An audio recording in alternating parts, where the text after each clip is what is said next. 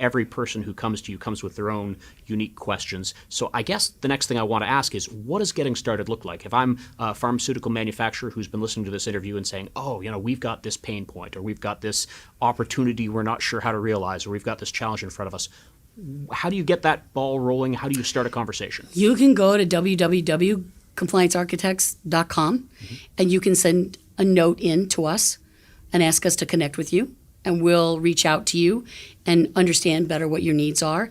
You can also reach out to any one of us. We're all on LinkedIn.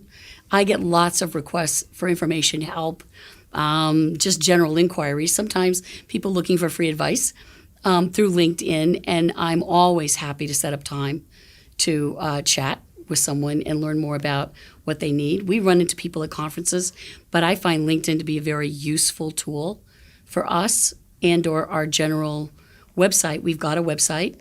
You can reach out to us through that website. That website has a number of case studies on it. You can read about each one of our principal VP level consultants, the kind of expertise we have, the kinds of projects that we've run. So I would invite anyone to visit that website and to reach out to us.